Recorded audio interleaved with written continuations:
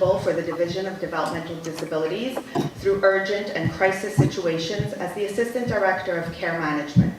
I have been in this field for over 20 years.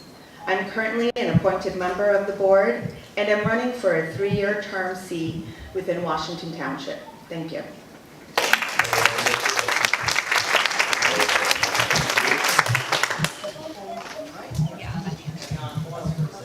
Okay, well, let's stick to alphabetical order. Oh, sorry. Dave, just let me know when you're ready.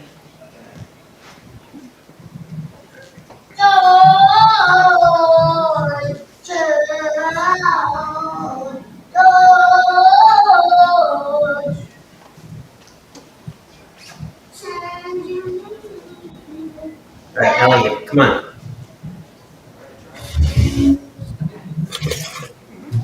Hi everyone, my name is Nicole Martin, and I want to start like Lonnie did by thanking everyone who made this event happen. The League of Women Voters, the George School PSO, the high school PSO, anyone else who was involved. I know it was quite the undertaking, so thank you. I'm so happy to be here. I grew up in New Jersey, in Morris County, where I attended public school, kindergarten through 12th grade, and I moved to Westwood about 10 years ago. My daughter attends Brookside Elementary School, and you may have seen me at pickup if you're also a Brookside parent. And over the years, I've volunteered for things like parent, theater week chair, and I'm also a Girls in my church. So all this to say, I'm really invested in our community, and over the years, I've gotten to know a diverse group of families through our activities, through conversations. My why and my North Star has always been people. It's the reason why I chose human resources as my career. It's always been centered around people, and you'll hear more about that in some of my later answers. I really hope to connect with even more families through this process, and especially if I'm elected, keep an open line of communication, and really hear all different perspectives.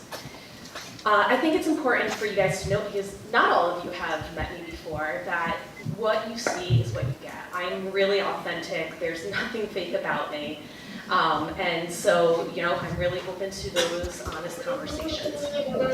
My goals as a board trustee are centered around empowering student success. And there's a few different ways that we can do that. It's first through academics and making sure that all students are feeling like they're thriving and doing their best through our education. It's through mental well-being, which plays such an important role with academics and making sure that students are succeeding. And then it's also about supporting our teachers, who truly are the foundation of our schools. Thank you.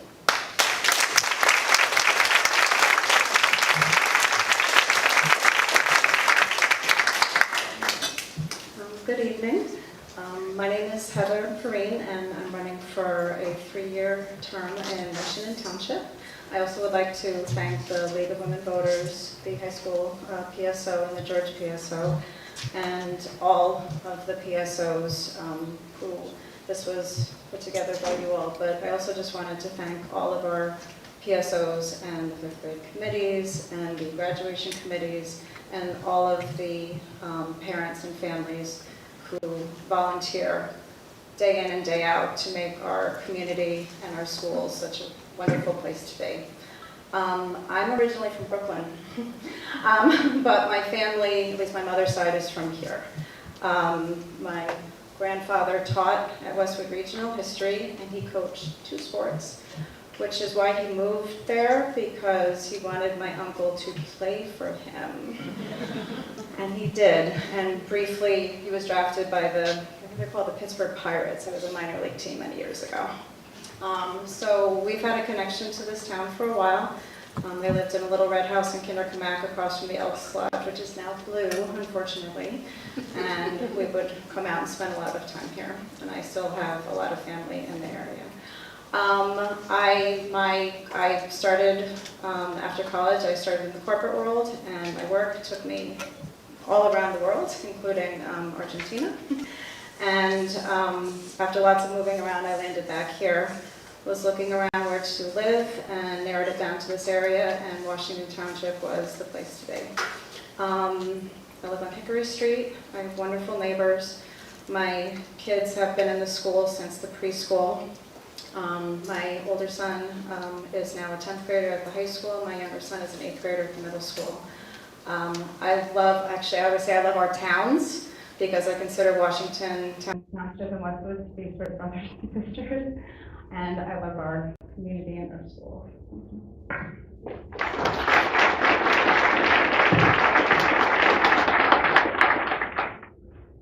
Good evening. My name is George Batuz, Township resident. And I have a wife, 3 kids. I was very careful to not say 3 wives and 1 kid. I almost did that, so I just wanted to make sure. Cool. I went to public school my whole life. I graduated from Asbury High School, graduated from William Patterson College in Wayne after that. Professionally, I've had many different careers, really.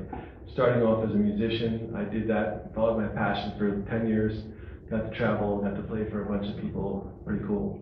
And then I had to go find a real job, right? So you have to go through that process of funneling your passion into a job.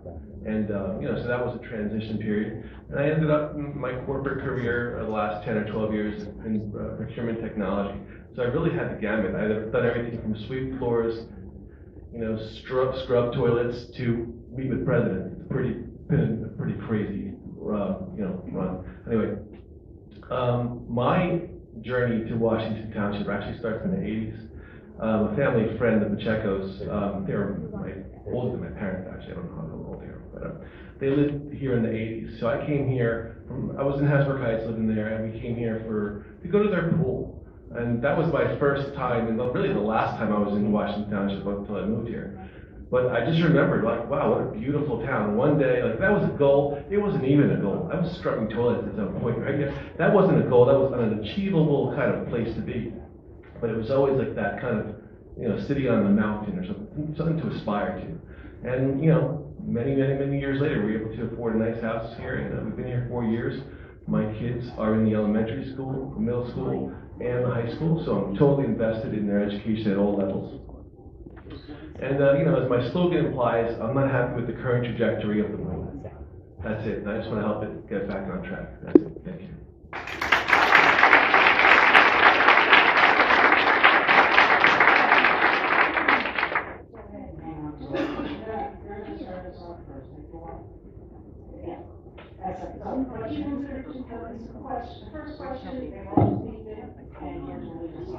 What do you consider to be the most important problems or concerns facing Westwood Regional Schools? Sure. Number one, the board operating on site is purview. We're on the news constantly. Every month we're on the news, whether it's TV or in print. Actually opened the community paper this week, Sunday. It arrives Saturday or Sunday. We're front page. I don't think we should be on the front page. And we're not there for academic reasons. We're there because the board is really not following the chain of command, and we're a target when we shouldn't be, really. 2, great teachers are choosing to leave the school district. There's a teacher shortage right now, so they have options. We got to make this place an option for them. Number 3, quickly, legal fees, mounting legal fees, and potential legal challenges to our policies. The board is openly challenging individuals in the state to test their policies in the courts. This will not end well for the taxpayers. Thank you.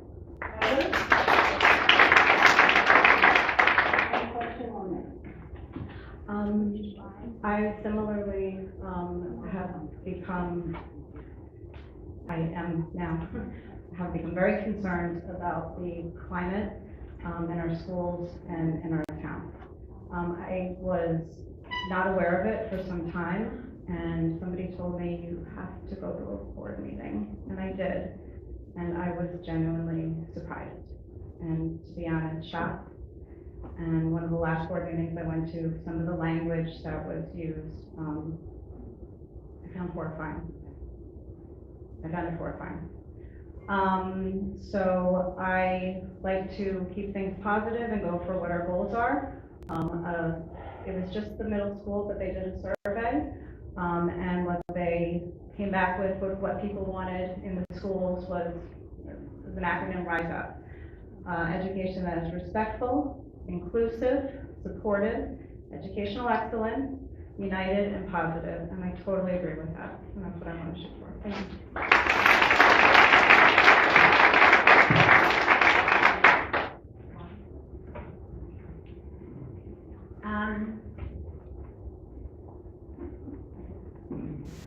I would consider the biggest threat to our district the current majority board, and specifically their use of policy in order to drive personal or religious agendas, and therefore the legal liability they've opened us up to as a district because of it.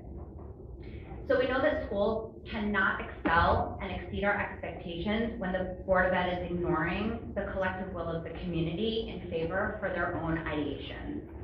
We've seen real issues like honors classes, air conditioning, with the situation at Washington School, fall to the wayside as people with little educational background are subverting our laws and ethics. We should not be putting in policies against the advice of our lawyers, against the advice of our superintendent, and we should be leaning on our superintendent as the educational leader, which we are currently not. It's very important in order to fix this that we create policies based on district and stakeholder feedback, and that we comply completely with the federal, state, and local laws and regulations regarding education. Thank you.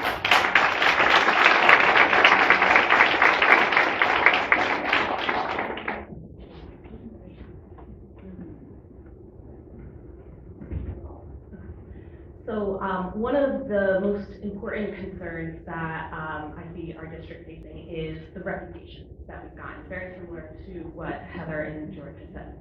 We are in the media constantly and not for positive reasons, and it's affecting teacher retention. We have teachers and staff leaving at an alarming rate, and this is creating the need for urgent hiring, a lot of money and energy spent on this. I've spoken with teachers who live here but teach elsewhere, and they do not want to work in the town that they live in. Who's heard of that? That's crazy to me. And now with the announcement of Dr. Mortimer's retirement, we now also need to hire for a new superintendent who's a key position in our district. So not only am I concerned that we can't find the teachers, but if it continues, then families won't want to move here. And now we need to do damage control. We're at that point, it's too late, it's damage control time, and we need to find ways to make our district attractive to both teachers and future homeowners.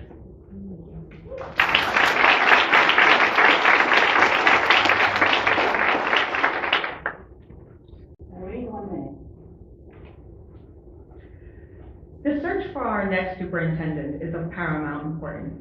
Dr. Mortimer has worked very hard and tirelessly for the benefit of our district, and we need to find someone who brings just as much experience, dedication, and commitment. I think we can all agree that academic excellence, especially around learning loss and underperformance on academics post-COVID, continues to be a challenge. My first priority is helping our district continue to improve our children's academic performance. Implementing the 3-year strategic plan that was developed from a large community, teacher, and student feedback, I'm committed to every milestone that is laid out transparently and met with our board and administration, meeting the priorities of both the district and our community in a positive way that unites us, therefore creating the most healthy and inspired academic environment for our kids, especially in the middle school where the convergence of grade schools and drastic individual changes presents the most poignant challenge. Thank you.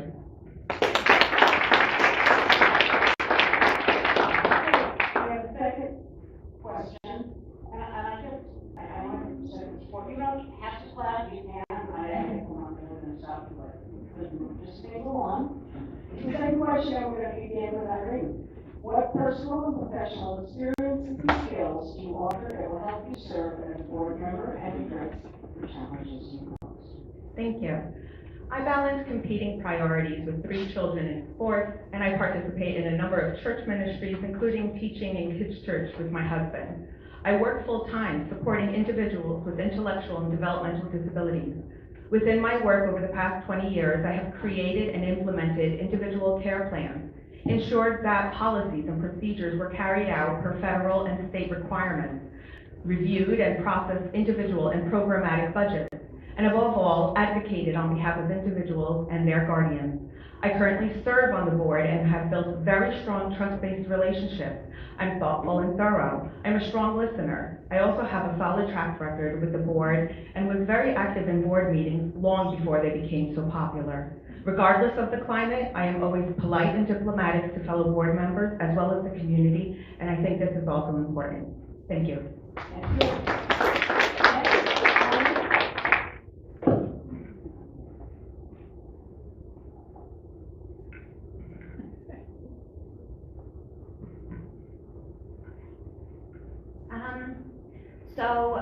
Professionally, I've worked in both public and private school settings, and I think that it's because of that I fully recognize that collaboration is the key to achieving not only a stable but thriving district.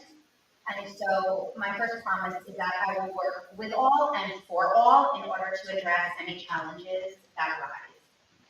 I think my biggest asset is that I am who I say that I am. And that's proven not by my words, but my actions and to my commitment to these communities that I love. I also think that our current board is filled with a variety of corporate employees who see the world in a more expanded way. And while that's really great in moderation and we need the different scopes of people's experience, I think we need to be very careful that we're not losing sight of our very small community and the very specific needs that we have here. And that's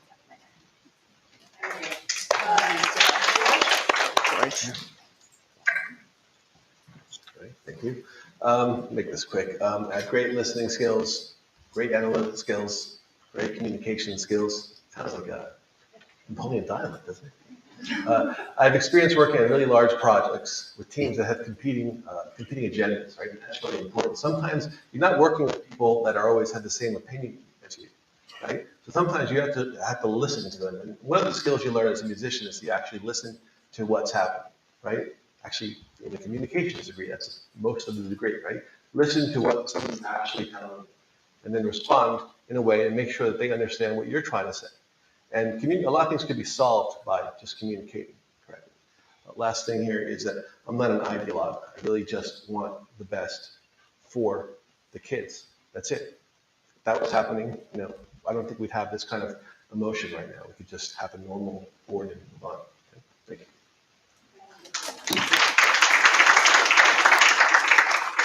In terms of experience and background, I think I have almost every base covered on some level. I have attended Catholic school, private school, non-sectarian, and public schools. I've taught at a charter school, public charter school, and I'm currently a public school teacher.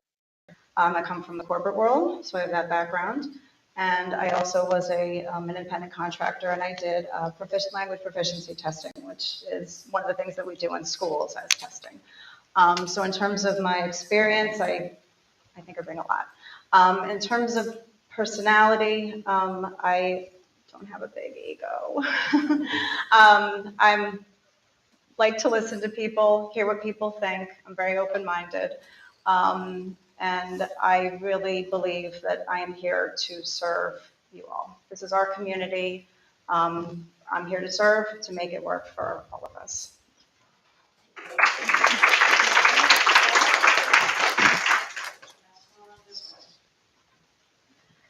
So personally, I am a parent of the school district, as I mentioned before. And so obviously I have a very vested interest in making sure that our schools have the best possible teachers and staff. I've been involved, I've been a volunteer, I told you about that. My daughter's also very involved in sports and Girl Scouts. So again, I have had a wholesome community for quite some time now. All of this has allowed me to know a lot of different families and hear a lot of different sides. And professionally, as an HR professional and also a career coach, my experience again is all centered around people. That's my why.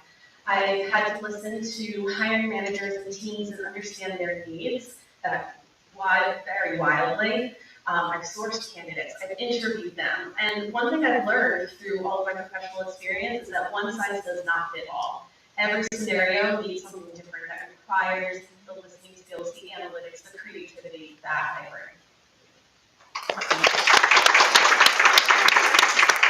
Okay, next question, we'll start with Heather.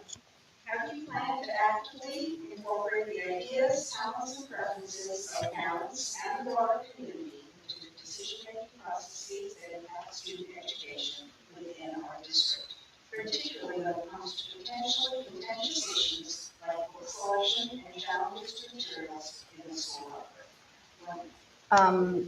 I think those are two separate issues.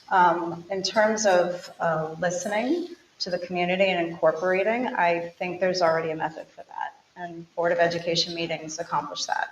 We can communicate with our board, people can and should, to express their feelings. Regarding things that are not the board's purview, I don't think it's appropriate to deal with those things on a board level. That includes standards. Curriculum is approved locally by our board and our state, but standards come from the state. Education is a state function per the U.S. Constitution. So I would say that. In terms of how parents can become involved, I would say volunteer. Volunteer. It's what I've done over the years, and I see parents do it all the time. Get involved, support the schools as parents, and let the schools be the schools. Thank you. Next is Nicole. And you, I just repeat your name in case people the same way. Okay, you can. You can't write on last night. Nicole. So thank you for that question. It's quite a meaty one, and I think it really comes down to communication. I think it's important to have an open line of communication with parents and the broader community. And there was one issue specified in this question, but I want to hear about what all the issues are. Whether it's book and material selection, whether it's HVAC in elementary schools, bullying, that's been a hot topic, teacher retention, anything else.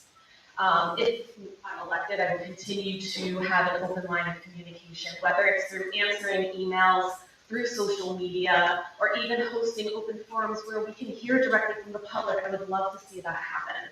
And let's not forget that parents already have an opportunity to bring their ideas, their talents, their preferences to the district. It's through volunteering, like what Heather had said, whether it's through the PSOs or elsewhere. And having volunteered myself, I can tell you the schools are always looking for more. Thank you.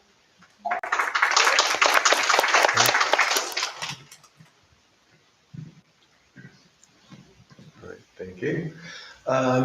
Yeah, if I was a member of the board, I would listen to parents who have ideas as long as they are within the laws and to use that word again, purview of the board. As far as the library books goes, there's already a system to identify books that may be appropriate. It already exists. It already exists. So we would just use that. As far as talents, I would love to start a dad band and play for the kids, right? I would love to do that. But I think the PSO is probably a better avenue for that than the board. I can't imagine taking requests from 6,000 people who had different interests, right? There are already mechanisms for all these things. Nothing is new. One of my sons loves fishing. Let's go fishing. These things exist. You can use the PSOs to exercise those activities. Thank you.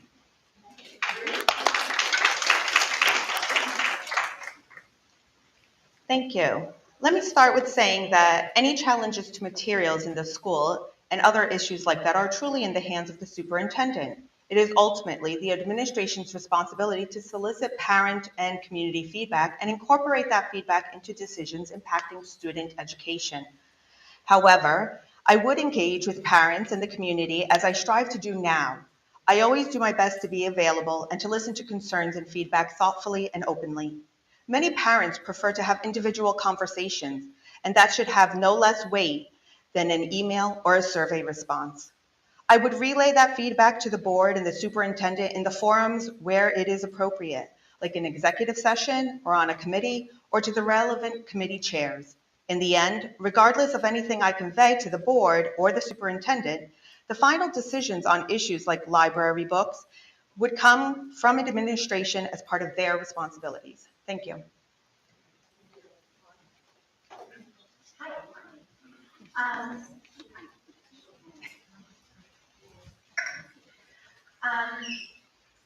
Everyone here did a really good job touching on the fact that parent collaboration is already happening. We have PTOs and PSOs. We have a constant stream of volunteers in our schools, and that's happening, it has happened, and it's going to continue to happen. So I would encourage any parent who wants to get involved to join those organizations. These are the parents that are in our schools. I also want to talk about books specifically, and I want to make sure everyone understands that the district has an established process to review and evaluate materials for educational value and appropriateness. This has also always been going on. This process involves input from librarians, educators, and parents. It also takes into consideration age of students, relevance, and alignment with the educational goals of whatever grade or school they're in. It's also very important to remember that while a book may not align with personal beliefs or values, it doesn't exclude the educational merit it provides to other students, and that we can respect the principles of intellectual freedom while also respecting the diverse experience. Thank you. Thank you. You can follow up, you can follow up, and have more to say, but that's what I feel like that goes to be a little longer. Okay, the next question, and we're gonna start off line, is what changes, short and long term, do you feel need to be made in order to keep our teachers and staff and manage? I really like this question. This is the most important. The clearest answer is to stop attacking them. We're seeing the attempted vilification of not only the profession as a whole, but individual teachers and the unions that represent them. Short-term, the solution would be the majority board to stop overreaching in their classrooms because nobody works efficiently while being micromanaged, and teachers need to be given the trust and flexibility to manage their own classrooms. Long-term, efficient and timely renegotiation of contracts, continued academic training, and allowing our teachers to become true stakeholders by talking to them about the changes in the curriculum and trusting their expertise and knowledge and allowing them to do their jobs without fear.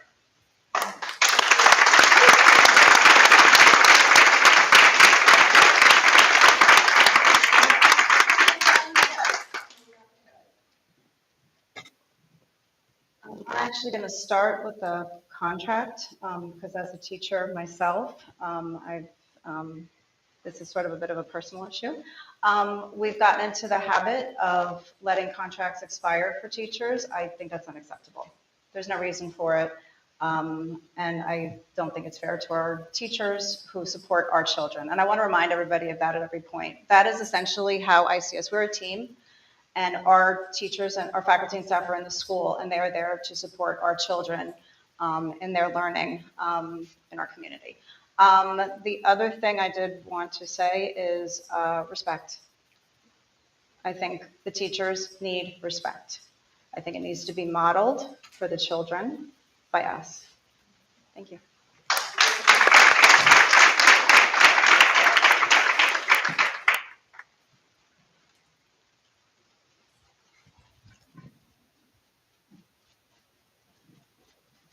So as you guys have heard, this topic is really important to me, and it is vital that we retain our teachers and attract new talent into the district.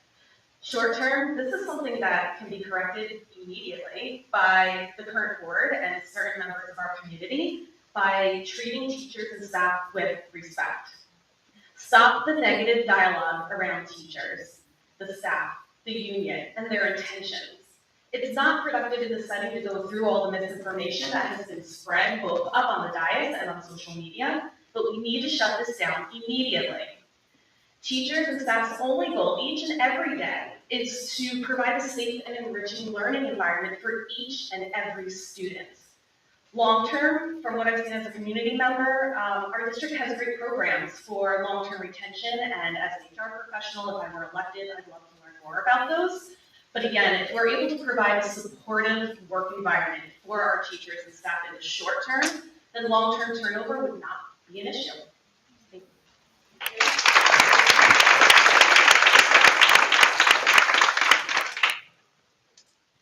Thank you. The issue of retention is a legitimate and national concern. According to the Learning Policy Institute, although New Jersey is low on their rankings of turnover, the reasons tend to be similar across states, such as compensation, burnout, and lack of recognition. So what can be done? Continuing our effort to provide needed support to children, thereby allowing teachers to communicate instruction in the most effective and efficient way possible. One of the board and district goals for this upcoming school year, which I'm very excited to support, is to establish the district-wide recognition program to recognize the positive contributions and role model behavior across the district, both from teachers and students. Of course, finalizing contract negotiations to provide the teachers peace of mind given the current economic climate of concern would also be up there. It's important to note, though, we experience what every school district experiences with turnover. We have been able to fill vacancies quickly.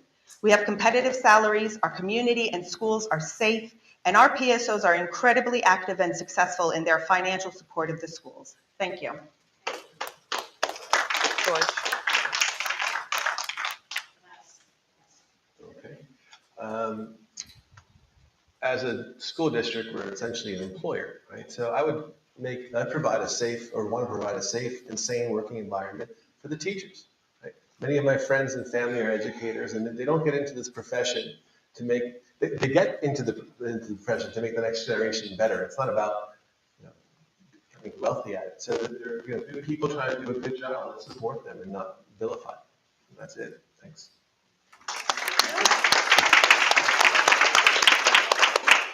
Second to last question, we'll start with Nicole.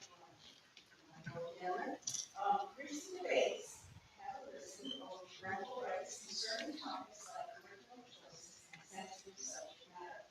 How would you balance the rights of parents to be involved in their child's education with the district's educational goals and standards?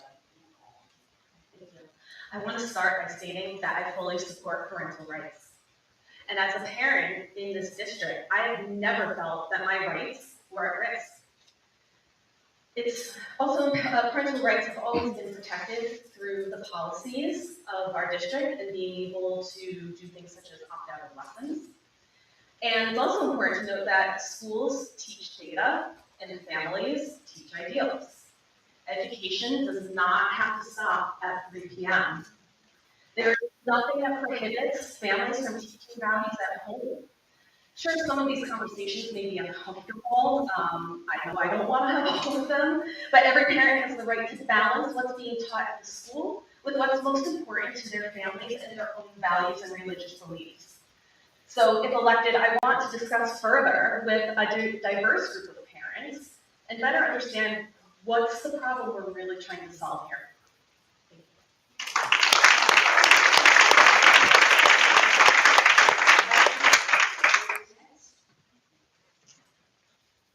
Thank you. I think this question positions those 2 points of parental rights and district educational standards as if they are in conflict with each other. I don't think that they are. They are not mutually exclusive, and we can have positive outcomes simultaneously on both concerns. Regarding the rights of parents to understand what is happening at school, I am in full support. Parents are the most integral part of the intellectual and psychological development of a child, and they choose to collaborate the growth, development, and education with schools as part of a team approach. I advocate strongly for providing all the academic support children need to improve our district's performance. As I mentioned before, we need to focus on making up for learning loss and ensure we have met the goals and standards the community expects for our district that set our children up for learning success, not just for now, but for their lifetime. Thank you.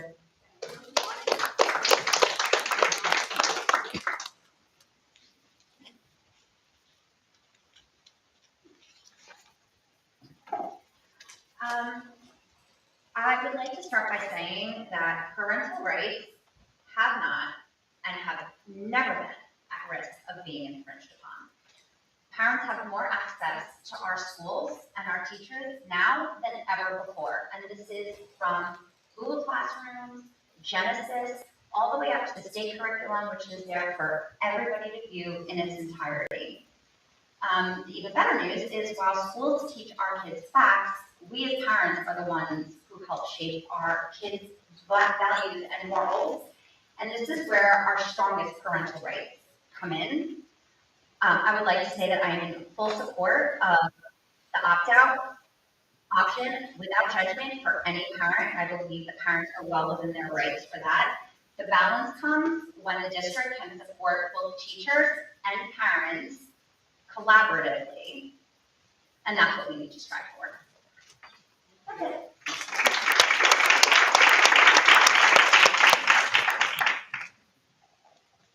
Okay. I want to echo the sentiment that, personally, I never felt my rights as a parent were being infringed upon in any way. This is actually a point of contention in my own house. My wife and I have different views on this. You've got to know me for the last 47 minutes, and I don't think you'd want me teaching your kids about certain things, right? I want the school to do it properly. Right? I would blow that. So I want the school to do it. I would like the school to teach my kids certain things. And we'll correct them if they, maybe have some questions about that. I grew up in the 80s and everything, especially now with cell phone, everything you need to know you can find. So I don't think there's hiding any information from you. I would prefer it to be delivered by people who are experts in that field. If left up to me, I wouldn't talk about it and they wouldn't know about certain things. And that's the absolute truth, right? So I would prefer it come first from someone who is a professional, someone who's going to deliver in a way that is meant for children. And if they need clarification, they can go see my wife.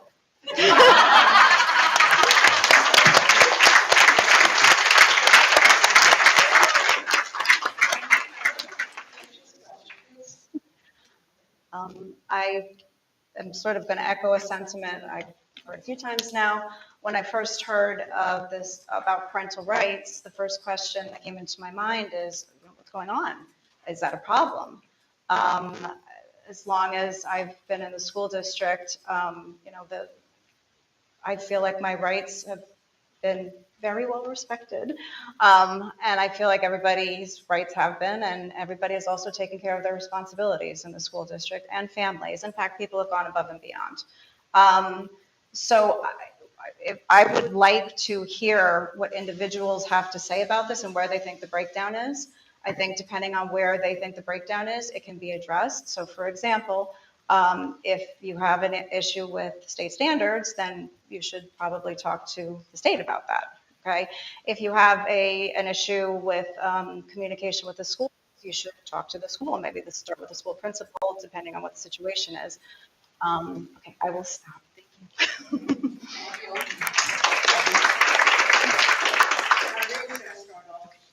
Start on the last question, which can we do not receive. As a potential board member, you will play a crucial role in selecting the new superintendent, the highest paid and ranking employee of the district. Would you please elaborate on your qualifications to participate in this decision-making process and outline the qualities and qualifications you believe are essential for the ideal superintendent candidate?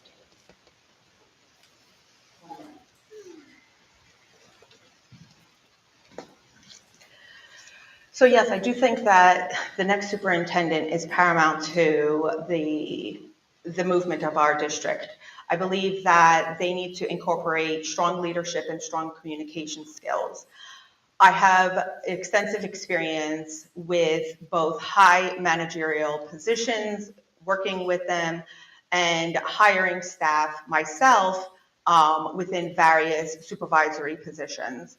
This is not going to be a simple task. It's not going to be an easy one. Finding qualified candidates is going to be difficult, but I think that myself and I have the experience to do it efficiently, effectively, and with the transparency needed with the team that sits there to do that with the superintendent. Thank you. George, you're next. Yeah, sure, thanks. As a potential board member, you will play a crucial role in selecting the new superintendent, the highest paid ranking employee of the elaborate on your qualifications to participate in this decision-making process and outline the qualities and qualifications you believe are essential to an ideal superintendent candidate.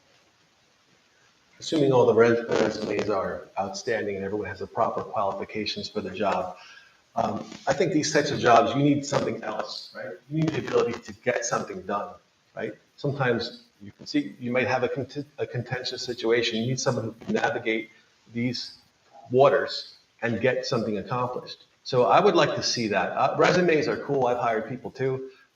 When you get them in a room and interview them and impress them, it's not always the same thing, right? It's not always the same person that shows up that's on the resume. Second, well, just, track record, that they've done this before, that they've been in this place before, and they can lead us out of it. And one who's strong enough to stand up to the board if they don't agree, if it's going the wrong way, that they'll stand up to it. And not everyone, wants to stand up to your boss, right? It takes guts to do that, and that's what I want. Thanks.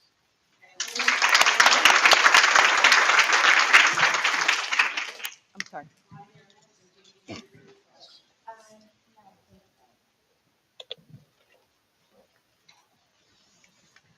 No, thank you, because while it is an excellent question and a very important one, the truth of the matter is it's absolutely useless unless the board can work with the superintendent. Meaning, we can hire someone with the best qualifications, we can hire someone who looks amazing on paper and has been amazing in other districts. But if the board refuses to work with the super, who is really the one that's supposed to be driving our educational policies, it doesn't matter how well we interview them. It doesn't matter how well they present themselves. The ultimate goal can only be what super and what board can work together to come to the best conclusion for all students.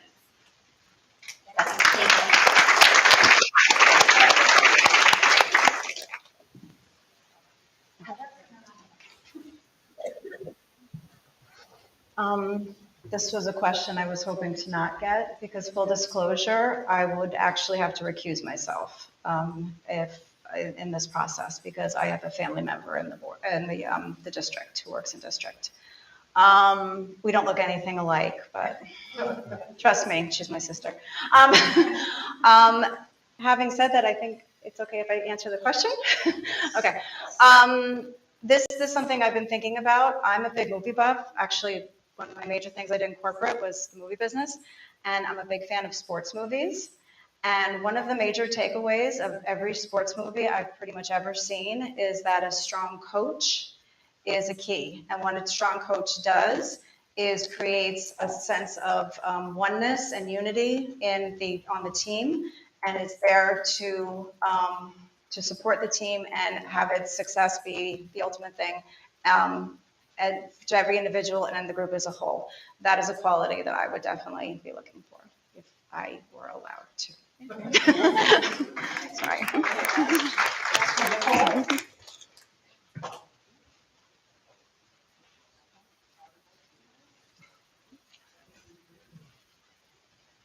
So experience-wise, you guys have heard I've been an HR professional for 20 years now, so this is kind of my wheelhouse. I've hired at all levels, from hourly employees up through executive level. So I understand what interview skills are needed to really assess those picture-perfect resumes and see if the person who looks amazing on paper can actually do the job. You probably would be surprised how many times that doesn't happen.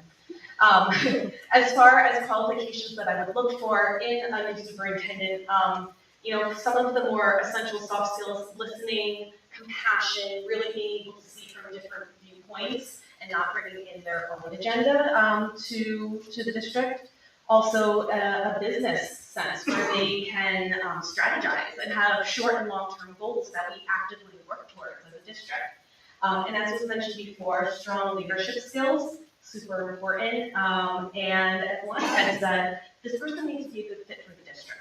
They need to come in and understand their district and not try to butt against what a majority of the community is looking for. Thank you.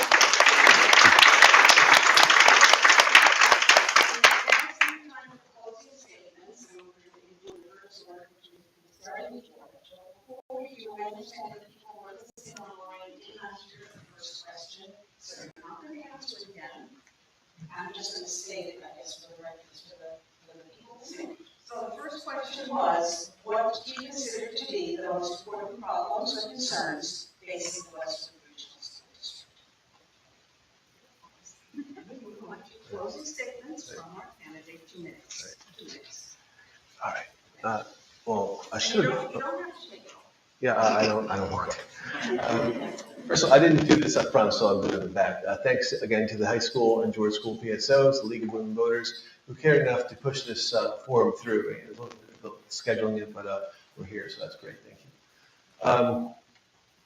In the end, we're not defined by a single grade, a book we read or a book we didn't read. I'm an example of the person who started down one path. That was music. That was my thing. And ended up in technology, which you would have never guessed that from the beginning. Okay. The reason I was able to make that transition is the great education that I got in New Jersey public schools, one of the best in the country. I got a lot of cousins. I tell you, I know it's true. I hope they don't see this. The district needs moderate voices to enter the conversation. We need to protect the reputation of the district. We want to retain our great teachers. We want to hire a strong superintendent. And we need to fight for the legacy of this town. They say, be the change you want to see in the world, and that's why I'm here. Thank you.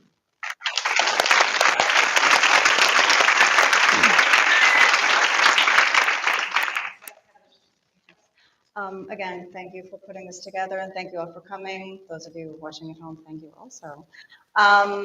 It's great to have this opportunity to speak to everybody, and I hope to hear from lots of people in the future. I'm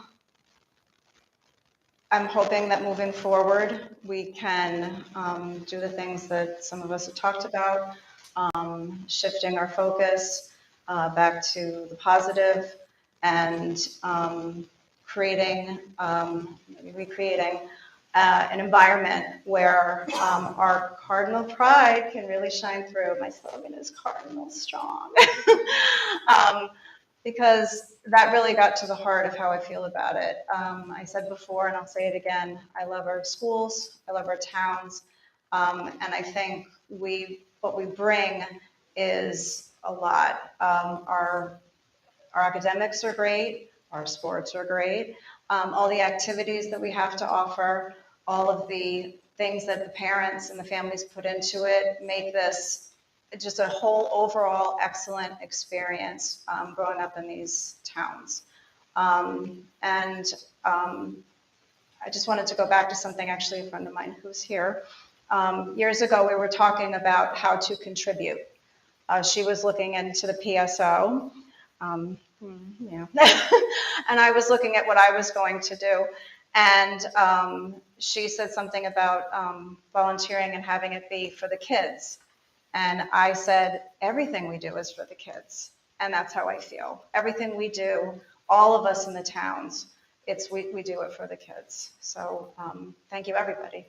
And I hope I'll be able to help that by getting elected. Thank you.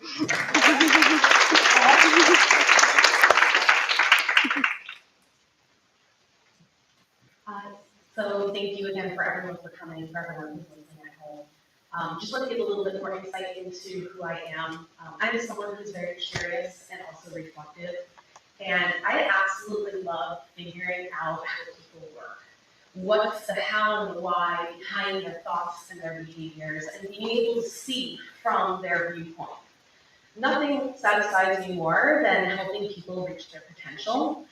And that's why I chose the tagline, Empowering Student Success. The success of our district starts with the success of every single student that goes here. I promise you, if elected, I will work hard to make sure that happens. Because all students deserve to be fully prepared for the workforce and confident going into it, whether their journey takes them to college, to trade school, or elsewhere. I'm someone who's very collaborative and thoughtful.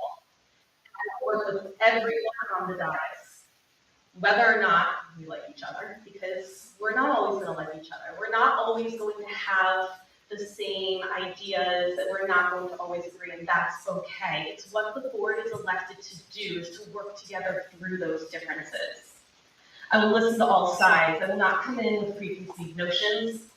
And I do this every day in my job in human resources. I have to balance working for both the company and the employees and finding that middle ground. And that's how I see the role of a board trustee. I've had maybe difficult conversations and while remaining unbiased. So the experience there. And yes, like every human has like ideas, like values, like we all do. But there's no place for my beliefs and values on the board. I've helped solve a wide variety of issues using analytical skills, creativity, and open communication. And again, I want to hear from all of you. If you have questions, please reach out. You can find my contact information. Thank you.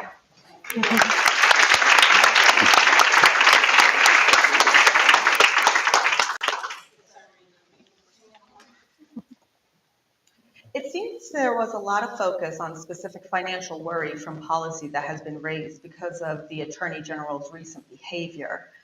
And in any situation where the district requires legal support they don't already have, I would ensure the board manages that spending with the same discipline and cost-conscious process as all the other line items in the budget. It is my hope that I've provided you with some understanding of my perspective and style toward the role of trustee. I take the responsibility very seriously and am honored to currently be serving the community on the dais. Next year, my children will span across all levels of school, so my commitment extends to seeing all schools and all grade levels succeed. Growing up in a low-performing school district myself, I know that Westwood Regional is a blessing for our children and for the staff that work here. And I want to see its future continue in a positive way. I'm excited about the way we can move forward. I believe my combined experience supporting individuals with intellectual and developmental disabilities over the last 2 decades, volunteering within various ministries, and most importantly, life as a mom, lends a unique voice to the board. It is my hope to continue to be on the board advocating for children and their needs within the educational environment. We didn't get a chance to talk about AI and technology within education, employment readiness, or skill training for those not on the path to university. I hope you leave here wanting to hear more because I'd love to share more and will continue to provide more of my perspective through this election process. I would like to close with extending an invitation to you to join me and those candidates that were not able to make it here tonight, Stacey Price, James Perino, and Darren DeLuca, at one of the upcoming meet and greets. I bid you good night with a request for your vote for Irene Narjian. Thank you.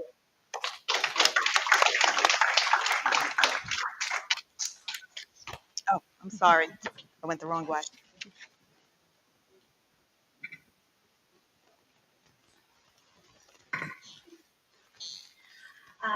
I'm going to go a little bit of a different way. I don't think that anybody is misunderstanding where I stand and what my values are. I would like to again thank the League of Women's Voters, and I would also like to thank everybody that came. This has been an incredibly humbling experience, and I thank you guys for coming out to listen to us. We're very grateful for this. We're talking a lot about parental rights, so I kind of want to dive into the parents that are doing everything and just say their names. So to Gail and Tara and Heather, who put in the most amount of work and time through adversity to get us here together, we appreciate you. Our PSOs and our PTOs are the bread and butter of our school. It's hard to hear parents who we want in our schools around our children feel like their needs or wants being rejected. So for the parents who've taken the step and involved themselves as volunteers, parents who are up all night icing cupcakes, party planning, fundraising, gala designing, graduation hubbing, classroom decorating, book fair organizing, flamingo flocking, our senior fundraiser, teacher coordinating, enrichment planning, tree planting, email answering, prom chaperoning, cardinal loving, chaos wranglers, class parents, PTOs, all of of you, I would like to say thank you for tonight and for everything that you have done. We honor you, we thank you, and our district would not be able to function without the parents who show up tirelessly to help us and the teachers succeed. And that's all I have to say.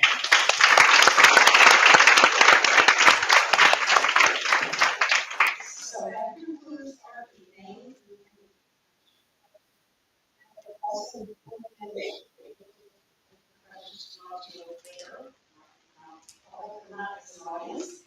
and so I do also thank you for participating, the hosts for organizing, any other volunteers who are ready to be here and recording and all of that. And we thank you, of course, the audience for thinking enough of the democratic process to show up so that you know your vote is correct. So do remember to make your vote count. The election is on Tuesday, November 7th, polls open from 6 to 8. There is something going on. Voter information back there, no applications, and people like that to bring in that information. Early voting begins on Saturday, October 8th, and ends on November 5th at 9 Bergen County locations. I think it's you, maybe, and friends. And I do encourage voters to, or anybody really, to visit the Vote 411 website. It is these nonpartisan voter information website with statements from candidates on the issues and their bios. So I do encourage all the candidates to respond if you see something from me and Valley. It's just a short survey with a few education questions, but when you go to Vote 411, what you will find is on your ballot. So covers all races and interests. So this year, that's several states that had some. Your mayor and council, they're not always go up, but where it's up. And so you'll see the names on the ballot, similar to a sample ballot. And this will be read and if you don't see candidates who respond, I'm encouraging you to ask them to respond. Because that's how it gets tested on. Written by them, questioned by us, written by them, we don't have to touch anything that they write. And again, I'm limited to the board of candidates, but again, stay. Finally, tonight's recording will be available I think it's the district website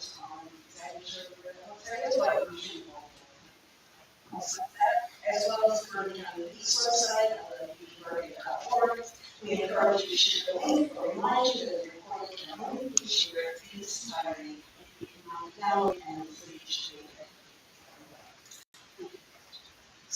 some candidates do that, not all of that. Okay, so that's it for the evening.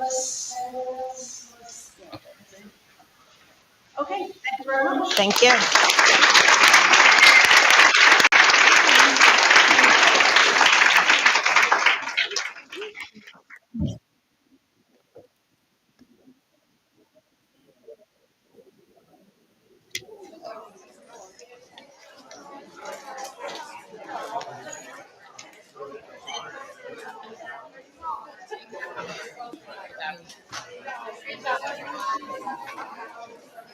Oh.